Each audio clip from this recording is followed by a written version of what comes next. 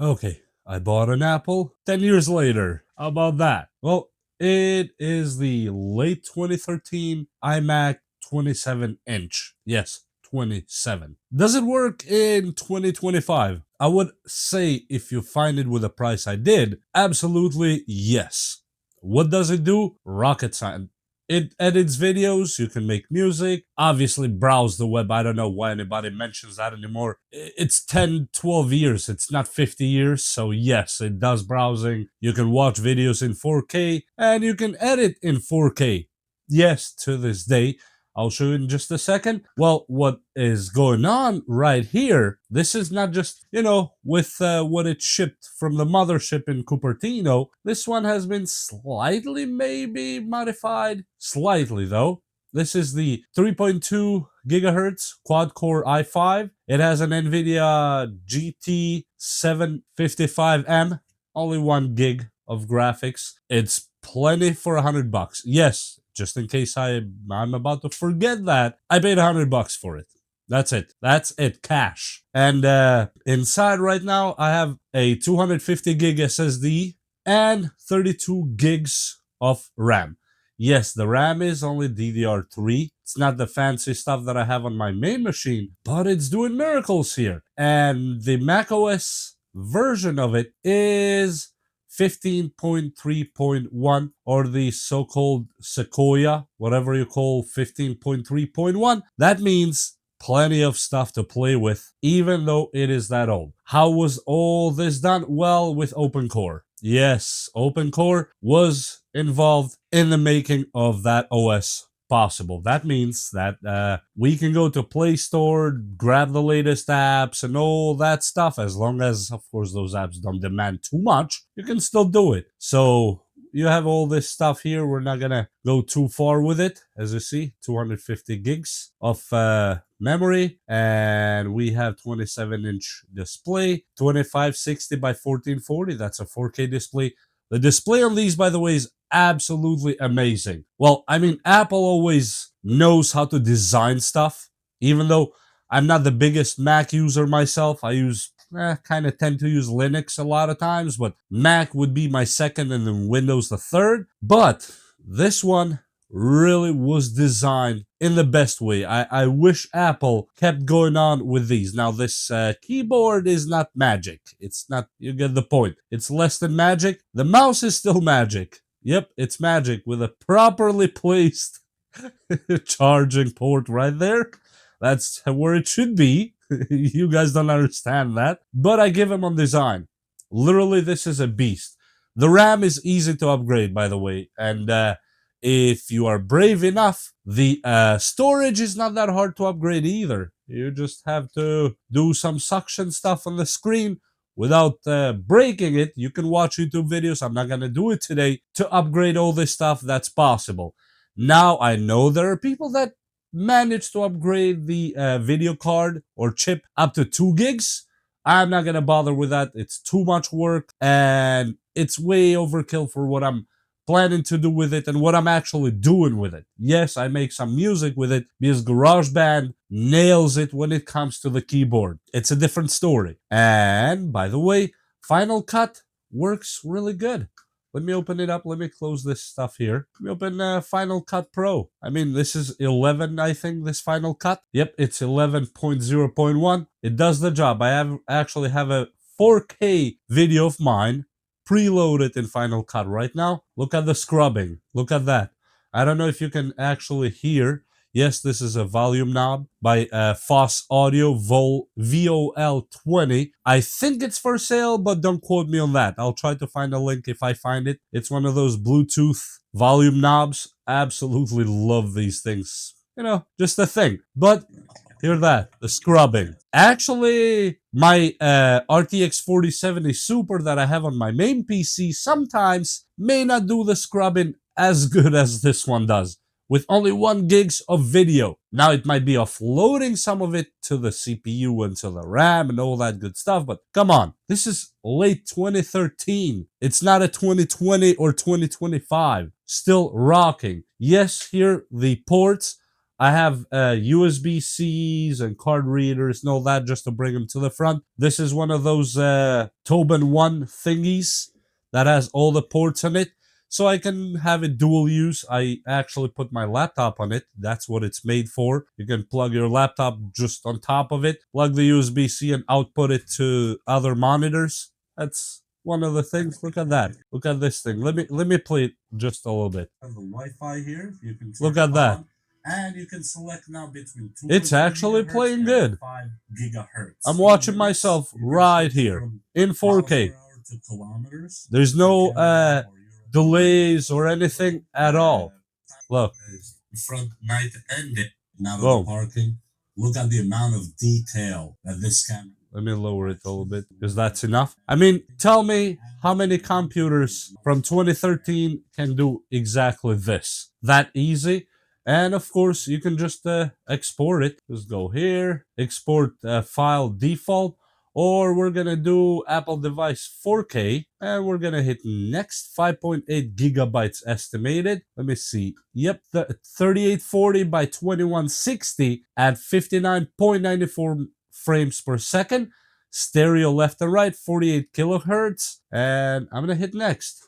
And we're going to save it as this title right here, which makes a lot of sense. And I'm going to hit save. Let me go to Finder, and it should be at the documents. Yep. And let me open it up and play it. What else can I do with it? Just like that. Hit play. This is a 4K video. Just keep that in mind. Huh? Open it like that. Boom. Let me go a little bit further. Look at that. Scrubbing inside the player, not a single hiccup at all. Now, this is amazing for the age and all that stuff that's done to it. Look at that. Come on. It's in full 4K right now. Absolutely amazing.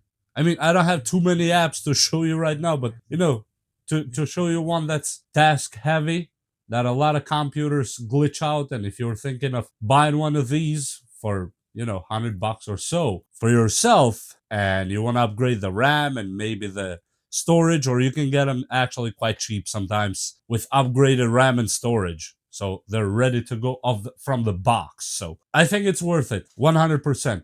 And let me just open. I'm not going to do anything. Just open GarageBand. Yep, I have the 1014, whatever that is. And you can open an empty project like I'm doing right here. I don't have anything connected to it right now. I don't have my keyboard on it, at least. But it works.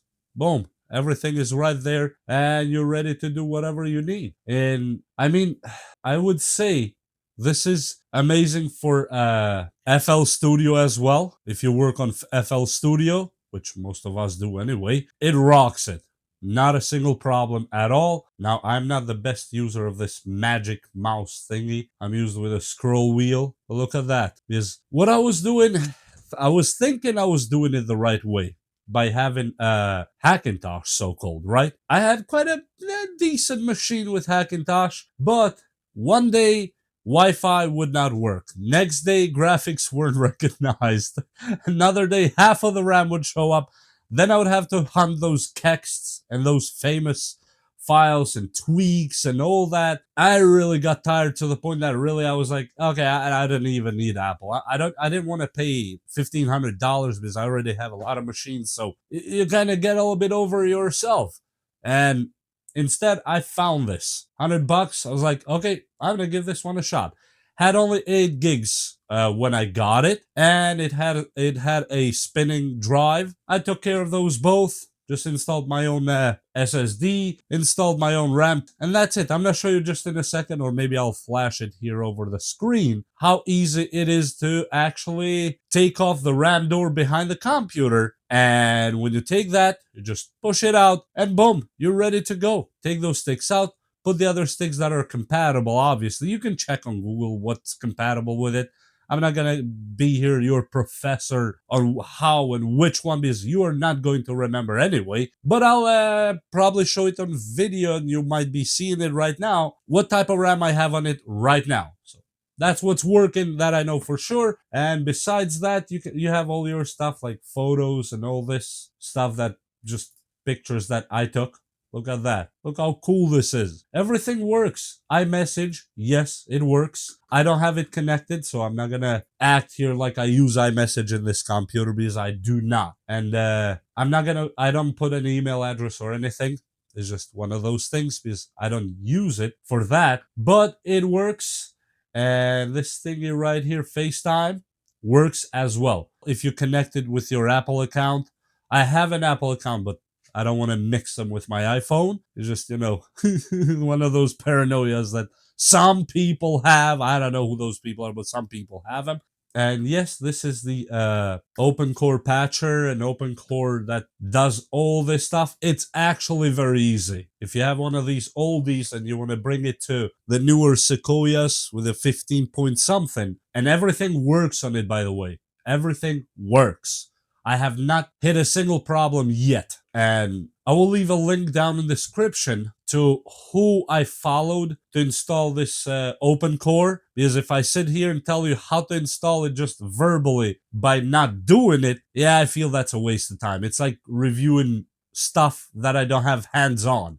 If I don't have hands on, I'm not going to review it just talking about it. It's not worth it. But open core video will be down in the description. The dude did a really good job on it. Really good job that even my grandma could probably follow those instructions. He was really good. And besides that, it just starts and stops and does everything. Look, let me just restart it because a lot of people might be thinking, with does open core work good? Because we've been kind of iffy with using Olarila and all that stuff. Nothing wrong with Olarila for Hackintosh, but when you get to an actual Apple Metal, go with open core. Don't even bother stopping anywhere else. Open core will do the job perfect. So let me restart it just so you can actually see everything is functioning as expected. Now the restart time, it might be a little bit longer than the normal brand new 2025 M4 and whatever those are. And yes, that's a part of this studio here. Don't look at it. Don't look at it. But the computer is starting, by the way. Almost finished restarting. Boom. Just like that. We are gone and ready to ride. Now this part here, that takes its little time. It's not going to be that quick because I have a few programs that, for the music and videos that I make, and maybe that kind of could be something. Plus the VPN and all the startup apps. But then it jumps to the end by itself. So, it's not gonna stay like that all day. I absolutely love this part in the beginning. If you don't enter your password right here, how it starts moving. This thingy right here, this picture becomes alive. There is something that I don't know if it's a matter of the version or what it is, but let's say you're watching a 4K video on YouTube. We're on Brave right now, right? You go to the settings on YouTube here and quality, and here it will show you 4K. So yeah, you can play it, right? Let me lower this. We don't want to get in trouble. And you can fully play, of course, in 4K full screen and all that good stuff. But there's something going on with the Safari that, let's say I copy the same video right here and we'll go to Safari and I'm gonna paste it. Okay, copy directly from there. I'm gonna paste it right here. Let's see. So we have ads. Of course it starts with ads. And here's the video, right? Let me put this full screen so you can see a little bit better. Just like that. Go here to settings, change. It only goes up to 1080p. Why is that? I have no idea. It does it only in Safari. In all other browsers, you can go 4K because the video, obviously, we just saw that it is a 4K video. But here, nope, I don't know why that is. Literally the same exact video on Brave has 2160 or 4K. On Safari only goes to 1080. I don't know why that is the case. But can we play both videos? Well, we're gonna put this one in 4K as it is, and this one on it is already on 1080p. Yeah, no problem, both at the same time. That means the computer is more than capable of doing it. And I don't know how that is possible. Anybody out there that's more familiar with Apple than me, can please leave in comments below, why is this thing? Why is Safari for the same exact video, same exact link, only showing me options up to 1080p versus Brave showing me the full 4K? Now that is something I don't know what to say. It's just one of those things. But just so you can see, yeah, everything works, no problem. Full 4K multitasking and all that good stuff. Absolutely not a single hiccup at all. As long as your internet can, scroll through. That's the only key here. But besides that, it can totally do it. I mean, what else do you want from $100? If you find it for $100 anyway. And that wallpaper I told you that moves and does that kind of stuff by itself. I don't know. Oh yeah, by the way, we can get updates too, but we are on the latest right here already. Look at that. macOS Sequoia 15.3.1. Last check today.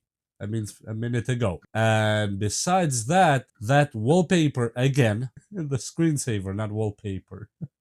Of course, when I want to show you, it's not gonna kick in unless I hit preview. Oh, okay. It was easier than I thought. This is basically the screensaver that kicks in after whatever minutes. Maybe I forgot to set up, because usually I leave it to stay on the whole time. Look at that. That is beautiful. And it's an actual 4K screen. It's not something that you can cough at. Yes, it has FireWire. It has 3 USB ports. It has SD card reader. It has headphone jack and all that stuff. I mean, everything works on it. AirDrop, absolutely a beast.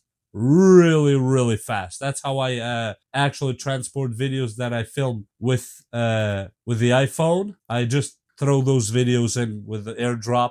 I don't even bother connecting into the USB. It's fast enough. If you can think of anything that you might need to do with an Apple, except you're not going to be able probably to do the whatever the new AI stuff that requires at least an M1, that you're not going to do. That you have to forget about that. But games and whatever is that, what they call arcade now on Apple, and all NBA and all this stuff, yeah, you can actually download them and play them as much as you want, and whatever Sequoia does. Now, it's not gonna play heavy games with 1 gigs of graphics. You have to forget about that part. But look at that. Everything is right here. And yes, some of these apps you saw there, I side-loaded them. Absolutely works like a charm. So besides that, you do you. I can only tell you that if you find it with a good price, these machines are still quite a beast. Really, really capable. And we'll see you next time. As I said, with those links I told you, I'll leave them down below so you can go check them out yourself, and let me know how it goes. Like and subscribe would always be appreciated. But hey, that's up to you. See ya. Bye.